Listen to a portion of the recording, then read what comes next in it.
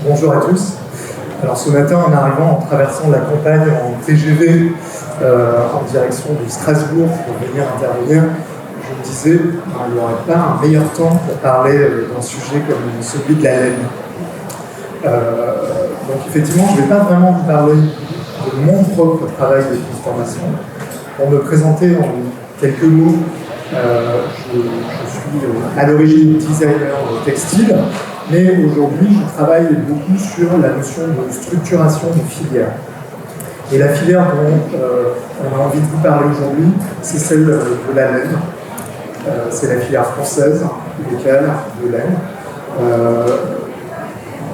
C'est à la fois une matière qui est plurimillénaire. Je ne sais pas, est-ce que quelqu'un parmi vous a une idée de à quand remonte en fait l'interaction entre l'homme et le mouton? Non, personne? Quelques milliers d'années avant Jésus-Christ, oui, effectivement. Combien? 15, alors c'est plutôt 10 000 ans au moins. 10 000 ans au moins, où effectivement l'homme a apprivoisé le mouflon pour en faire un animal domestique qui est devenu le mouton. Le mouton, c'est le résultat d'une mutation complètement naturelle, par croisement, par hybridation, et on en a fait un animal qui permettait, pendant des millénaires, de nourrir l'homme à la fois du point de vue de son lait, de sa viande, mais aussi de pouvoir tirer parti en fait, de différents types de produits, la peau, la laine en particulier. Également, le mouton a été longtemps utilisé comme moyen en fait, dans l'agriculture, en interaction pour régénérer les sols, apporter de l'engrais naturel. Donc, toute cette logique et cet équilibre qui nous a accompagnés pendant des millénaires, en fait, elle a été quelque part rompue de manière progressive avec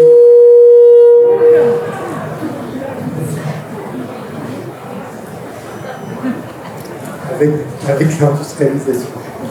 C'est un mot qu'il ne faut pas dire, sinon ça sonne.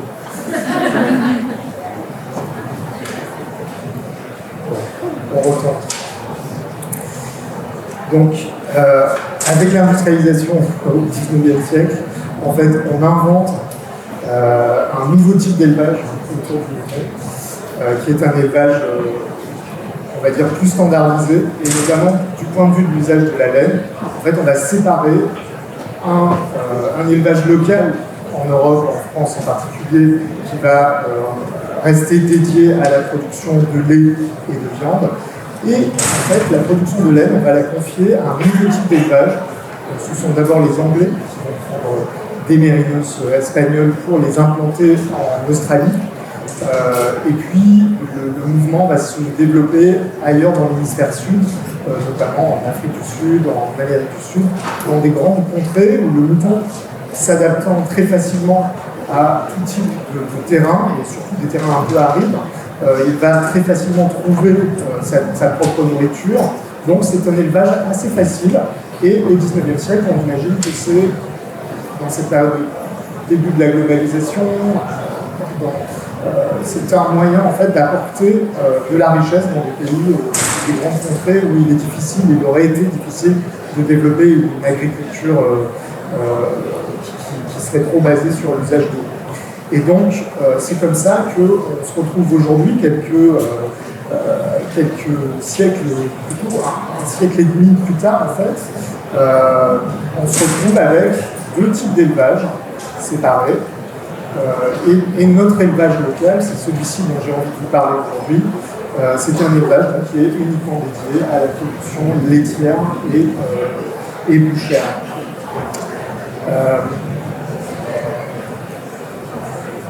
Alors, ma présentation aujourd'hui, elle va être structurée autour de trois axes.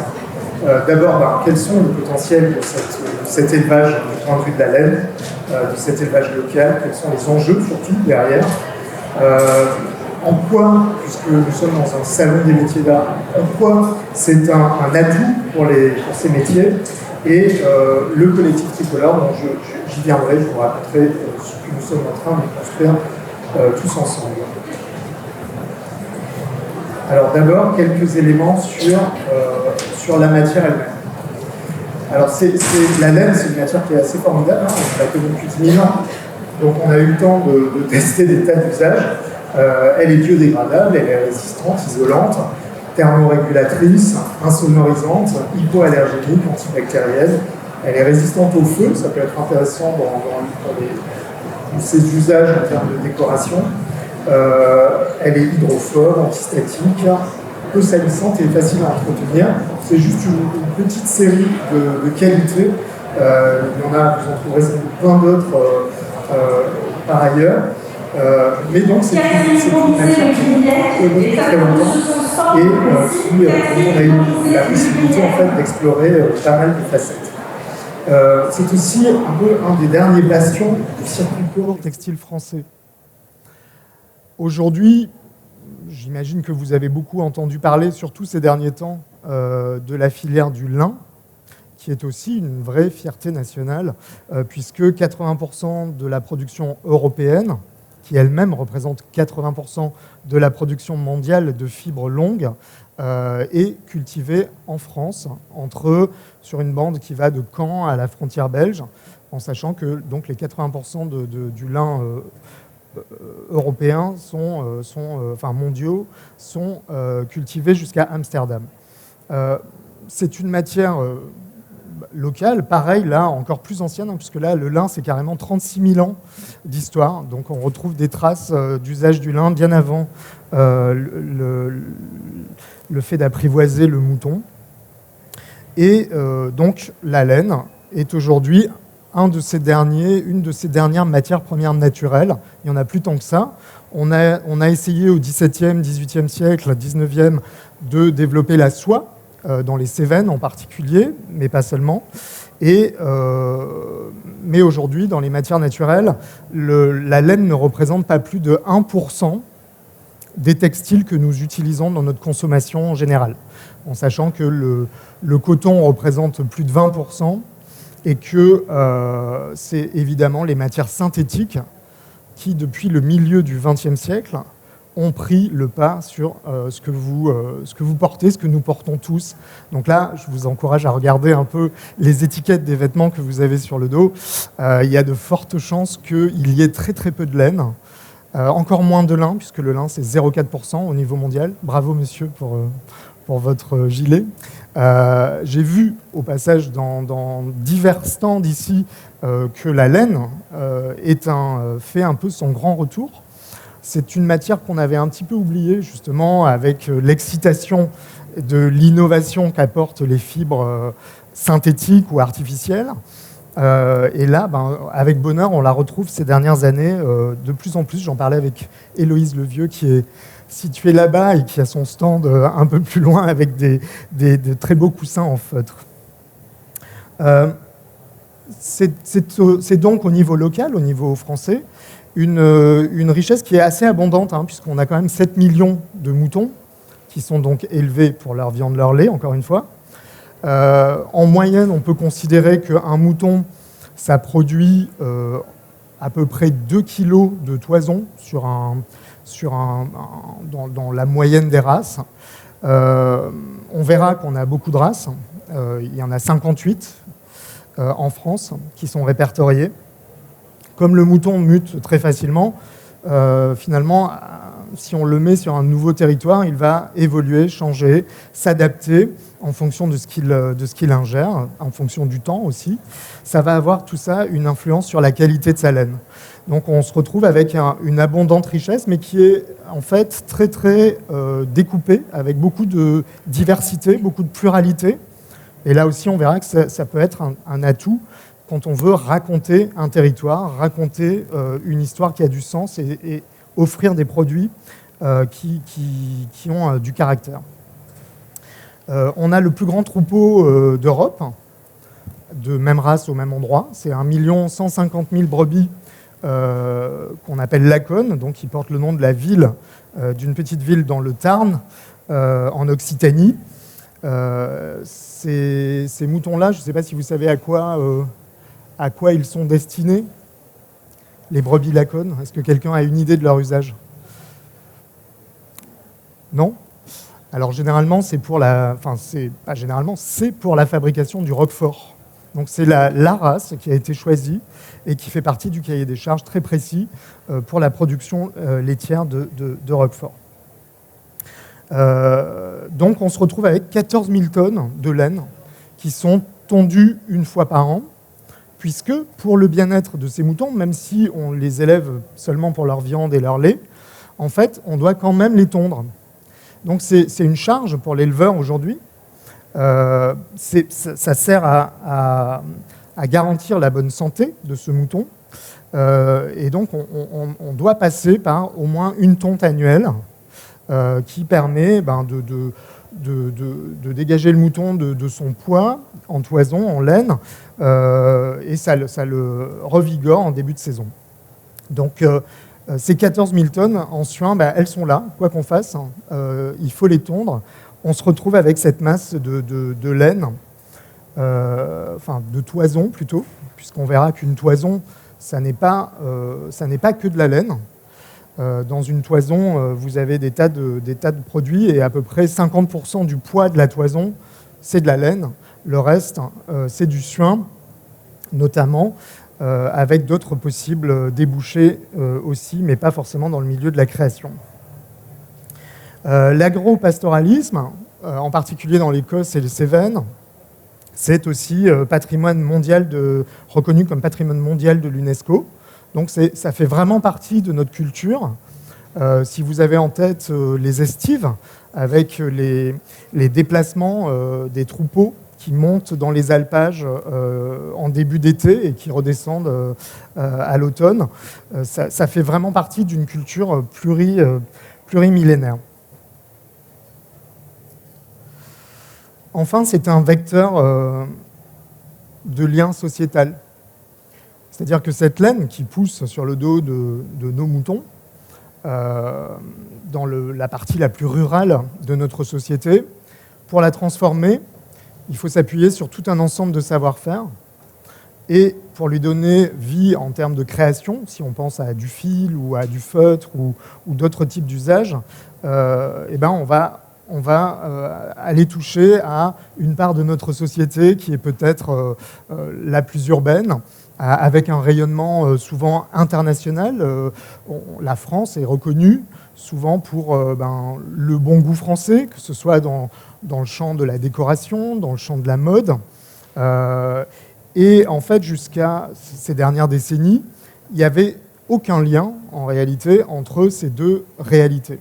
D'un côté, l'élevage, et de l'autre, le monde de la création. Pourquoi ? Parce que, comme je le disais auparavant, la création, jusqu'à présent, s'appuyait principalement sur des sources de laine qui sont issues d'importation. Donc on va principalement utiliser du mérinos pour sa douceur, pour sa finesse, et du mérinos importé du sud de la France. Siri veut absolument intervenir, mais il y a toujours quelque chose à dire.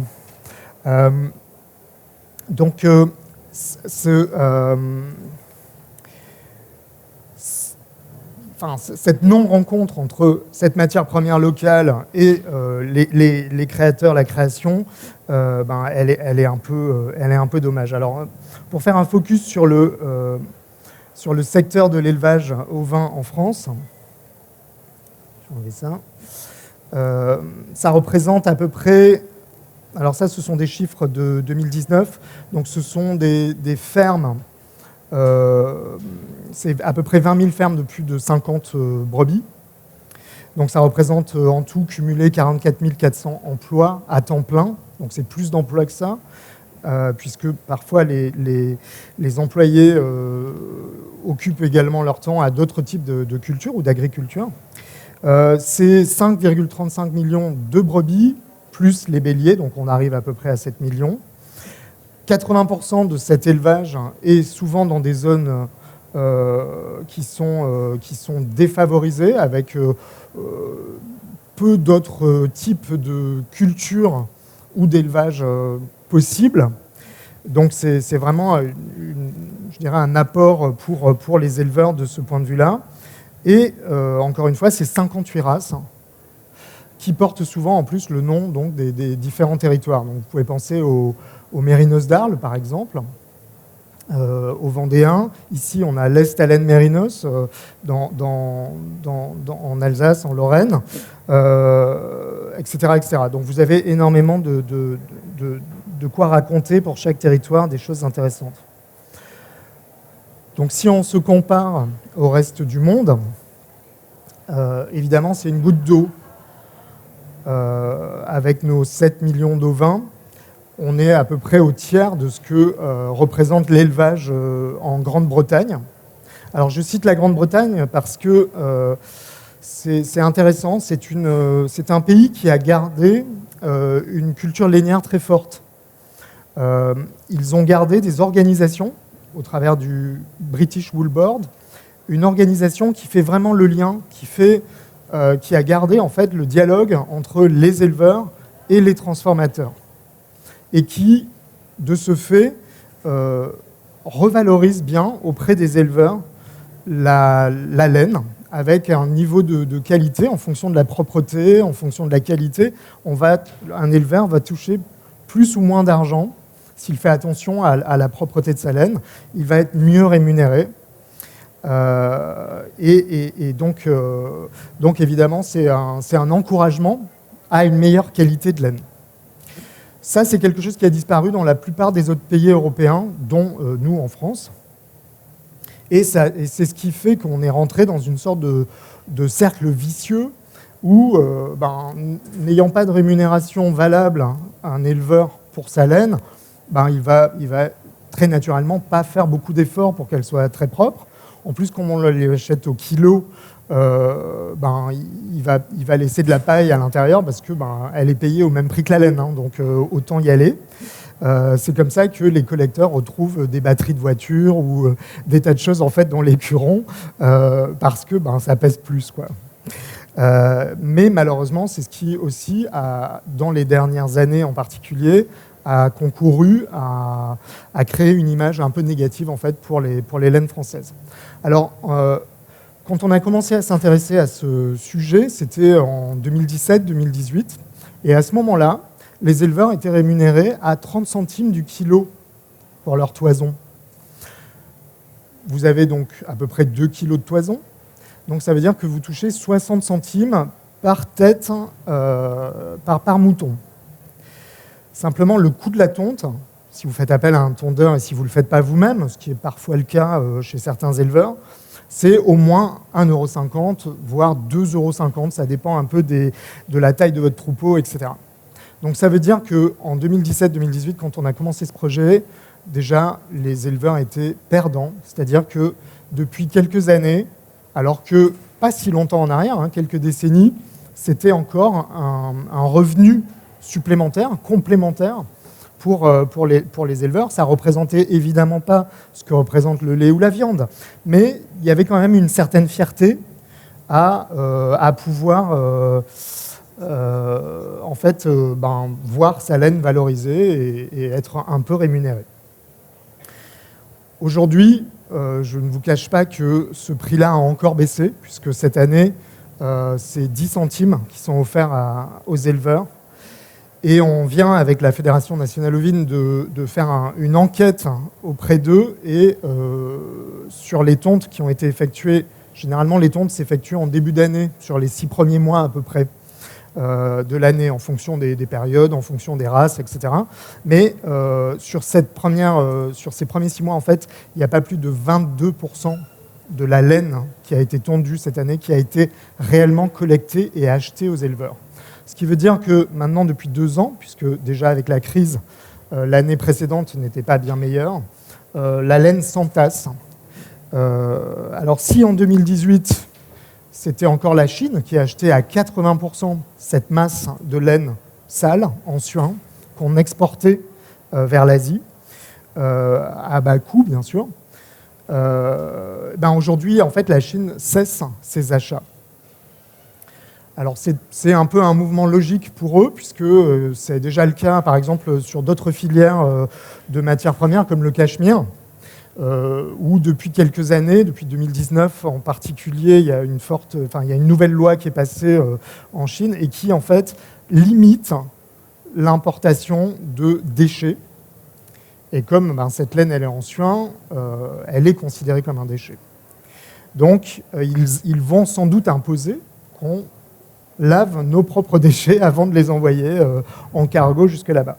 Bon, à cela, si vous ajoutez que vous avez sans doute vu dans la presse que le prix des conteneurs a plus que décuplé, forcément, c'est plus du tout rentable de faire voyager cette matière première qui ne coûte pas grand-chose déjà. En plus, si elle est sale, c'est un peu absurde. Donc, tout cela concourt à, en fait, un non-usage et à la nécessité de, quelque part, nous responsabiliser en France, en Europe, pour réoffrir un usage, en fait, et arrêter de laisser cette matière première qui est, comme on l'a vu, pleine de qualité, sans lui offrir d'usage. Si on compare au niveau de l'Union européenne, on voit que c'est 98 millions de têtes, donc c'est même plus de têtes. Souvent, on a l'impression que toute la laine dans l'industrie vient d'Australie, de Nouvelle-Zélande. En réalité, on a plus de moutons en Europe qu'il n'y en a en Australie et Nouvelle-Zélande cumulés. Donc en fait, c'est quand même, s'il y a cette prise de conscience qui est faite à la fois de la part des consommateurs, à la fois de la part des artisans, des industriels, de toutes les manufactures qui peuvent mettre à profit dans plein de secteurs cette laine, ça peut vraiment avoir un effet très positif sur l'économie en revalorisant, en créant des métiers, en transmettant des savoir-faire qui ont un peu périclité et en créant donc une valeur ajoutée à la fois pour les éleveurs et puis aussi évidemment pour tous les métiers intermédiaires, puisque c'est une filière qui est assez longue. Alors là, c'est en particulier autour de la transformation de la laine pour faire des fils. Donc bon, c'est un schéma un peu complexe, mais je pense que vous voyez très bien. Grosso modo, on a 4 grandes familles de transformateurs. À la fois, dès le départ, évidemment, tous les métiers qui sont liés à l'élevage en rouge, avec en amont la sélection génétique. C'est le premier travail, en fait. Cette sélection génétique, elle est faite sur la base des produits qui sont aujourd'hui la viande et le lait, mais on peut aussi l'appliquer, évidemment, à une sélection de moutons avec une meilleure laine. Donc là, il y a tout un travail, en fait, de sélection à mettre en place. Et quand on choisit un bélier pour inséminer un troupeau de brebis, on peut choisir un bélier qui a une meilleure laine, par exemple, et ça va évidemment créer du mieux dans le futur. Aujourd'hui, ce n'est pas le cas, puisque la laine n'étant pas considérée comme un produit, étant une perte, en fait, on n'a pas du tout besoin de s'occuper de ça. L'élevage, la tonte, c'est un moment qui est très particulier. Si on fait une tonte qui n'est pas dans de bonnes conditions, c'est à ce moment-là en fait qu'on va salir la laine le plus, quasiment plus que pendant tout l'élevage. Donc si on tond la laine à même la paille dans une bergerie, si on la ramasse comme ça, la toison, on ramasse de la paille avec. Donc là, c'est là où finalement on aggrave la qualité de la laine. Donc il y a un pré-tri qui peut être opéré à ce moment-là. Il y a aussi tous les métiers liés à la collecte, qui sont des métiers assez peu connus, puisque il y a peu de collecteurs en fait aujourd'hui en France. C'est un métier qui est très particulier. Alors ça peut être mis en place par des coopératives ovines qui vont ramasser les laines dans les bergeries en même temps qu'elles viennent apporter de la nourriture, par exemple.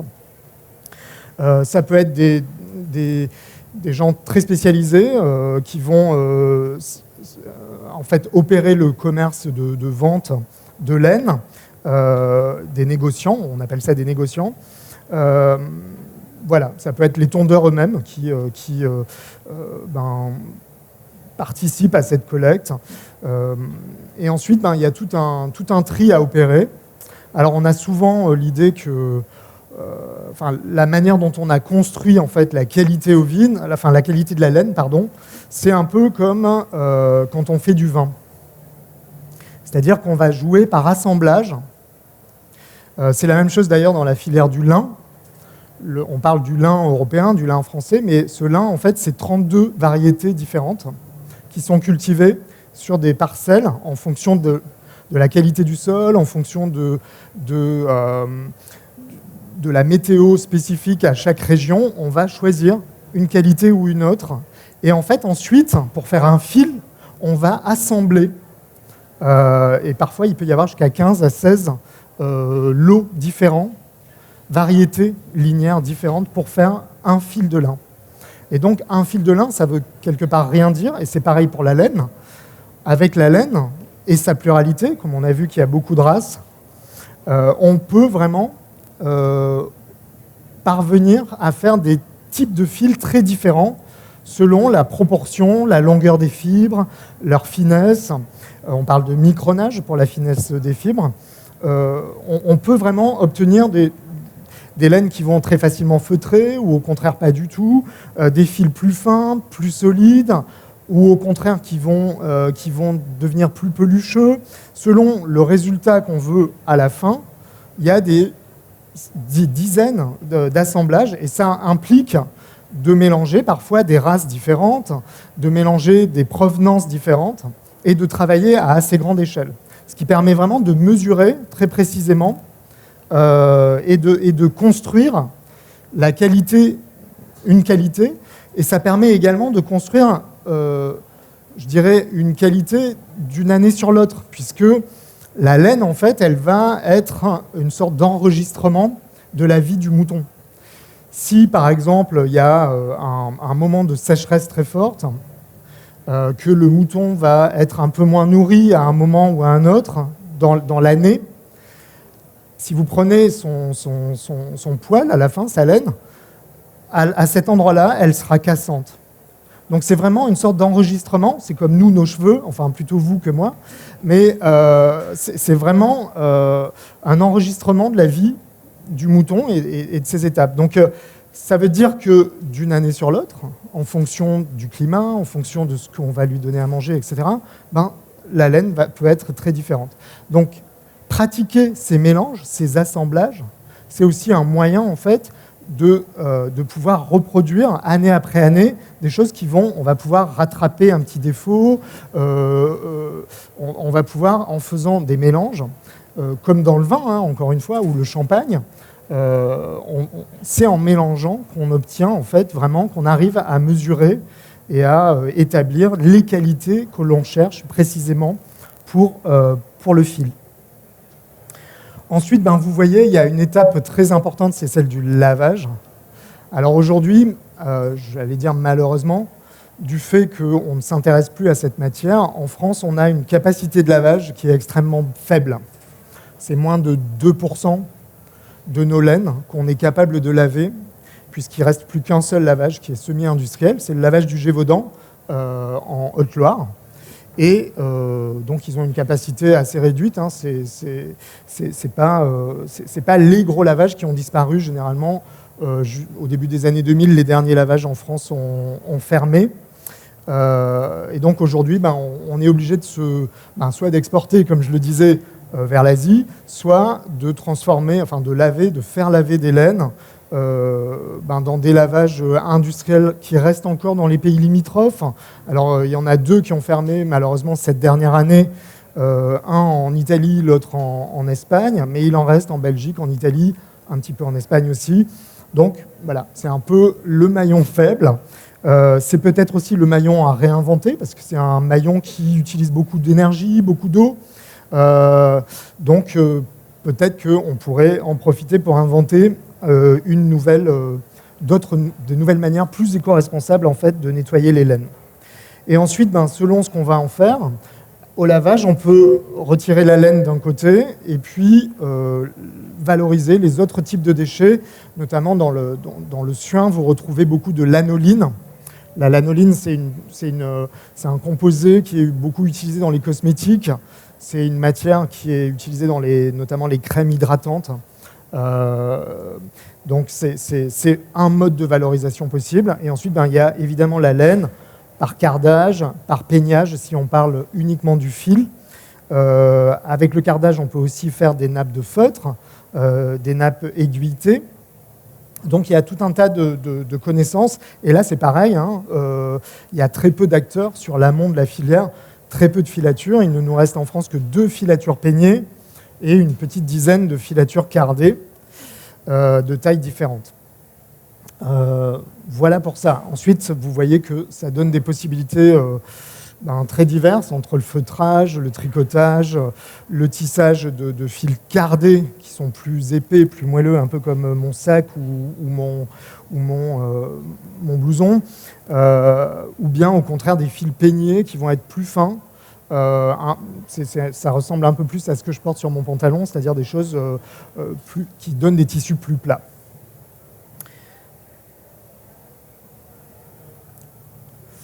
Alors en quoi est-ce un atout pour les métiers de la création? Le seul moyen de sensibiliser en fait les métiers de la création, c'est de leur raconter ce que je suis en train de vous raconter. Aujourd'hui, tous les consommateurs cherchent à, je dirais, consommer avec un peu plus de sens, à avoir une meilleure conscience des impacts de leur consommation également.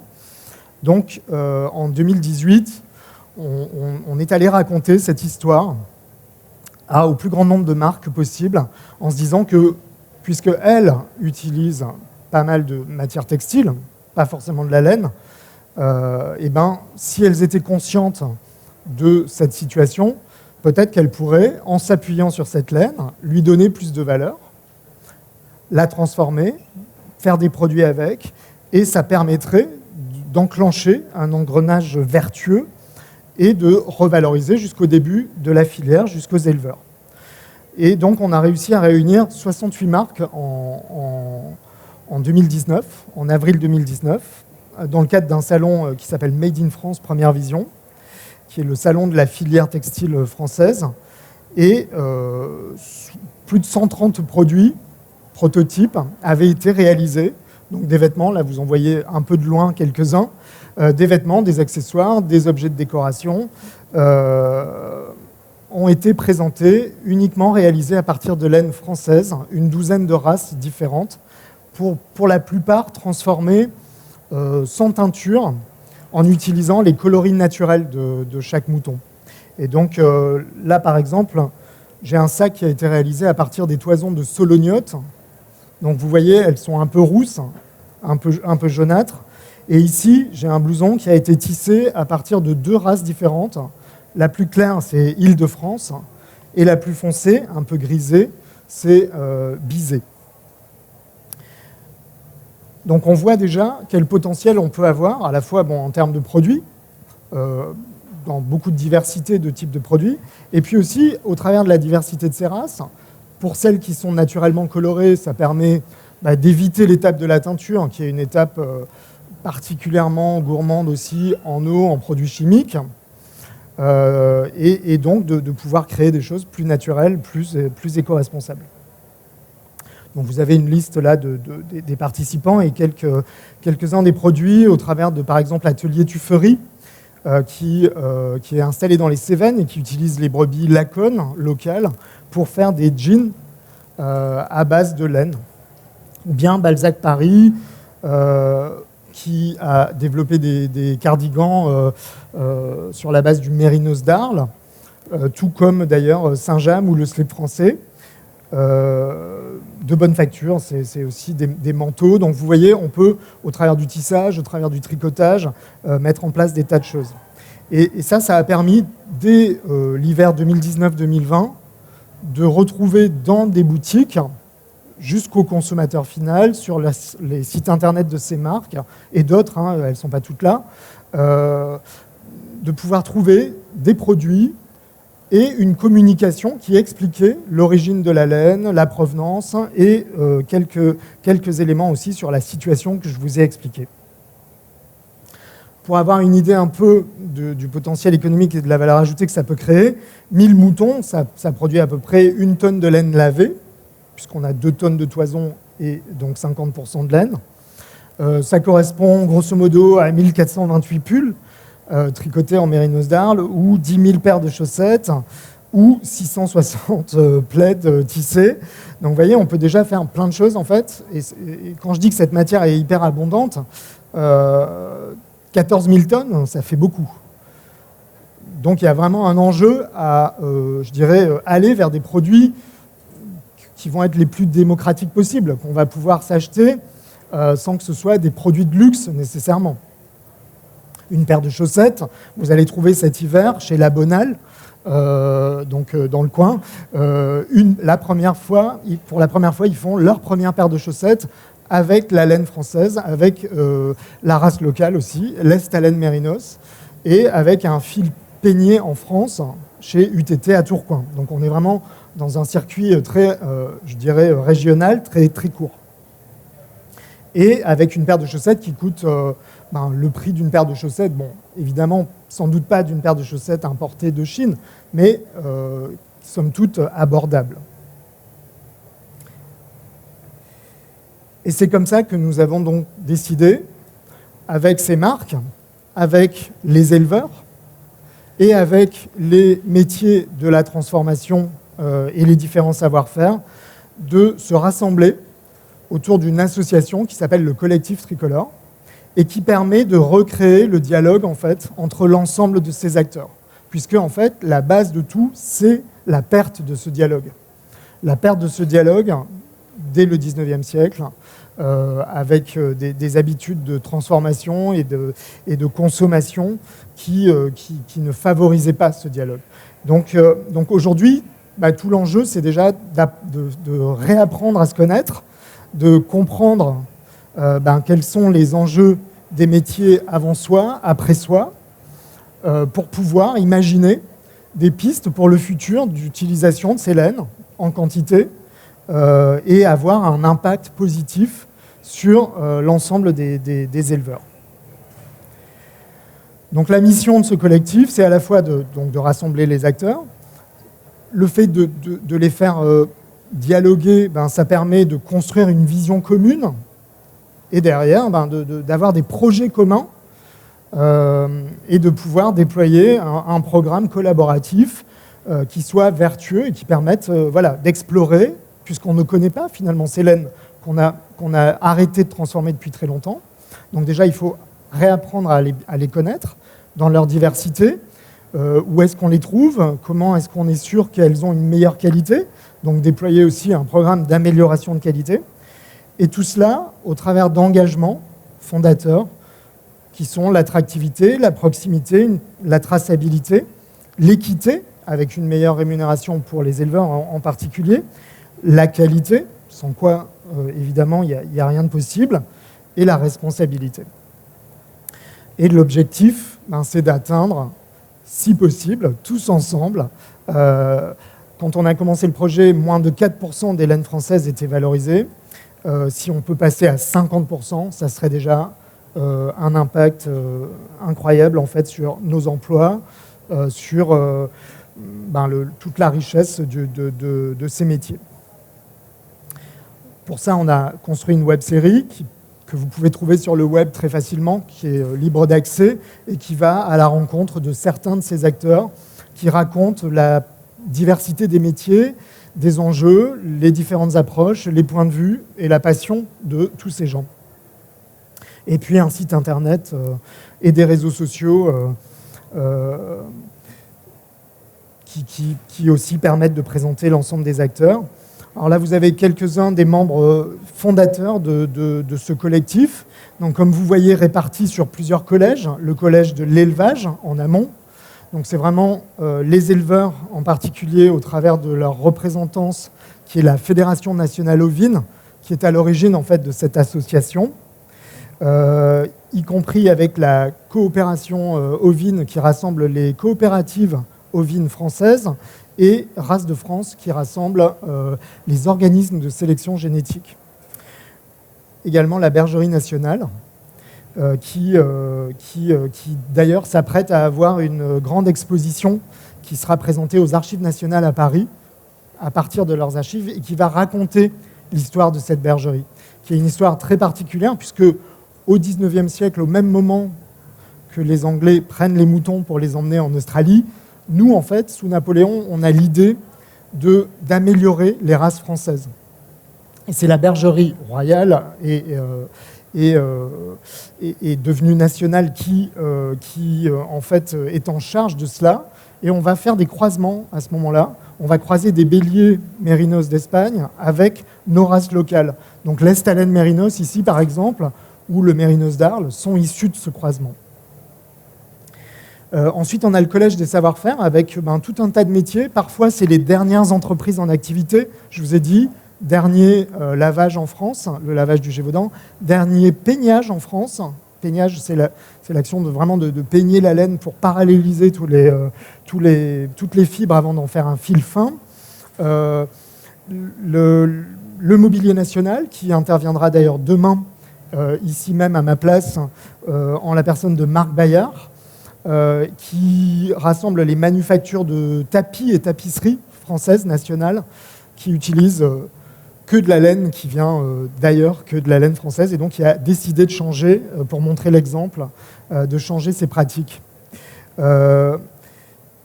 Dernière fabrique de feutres à chapeau aussi, puisqu'il ne reste plus qu'une seule fabrique qui fabrique tout, de la cloche, ce qu'on appelle la cloche, jusqu'au chapeau fini.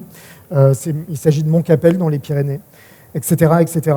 Plein de savoir-faire différents, des marques, beaucoup de marques dans le milieu de la mode, parce que ça permet de créer une image, mais pas seulement, des marques aussi engagées comme Brun de Vian-Tyran dans la transformation de laine française depuis plus d'une décennie, et qui produisent de très beaux produits pour la décoration. Ou bien Teddy Bear, qui vient de lancer son premier matelas en laine française qui s'appelle Pelote. Et enfin, un collège d'experts complémentaires qui viennent apporter des expertises diverses.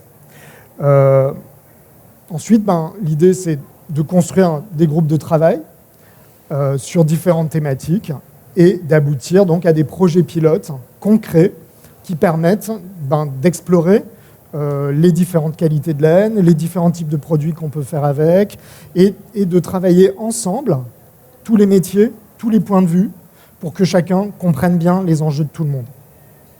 Voilà. Je reste à votre disposition si vous avez des questions là-dessus. Je pourrais continuer encore pendant assez longtemps sur la laine. J'espère que je ne vous ai pas ennuyé jusqu'à présent. Et je vous remercie pour votre écoute. Et donc, je prends vos questions si vous en avez.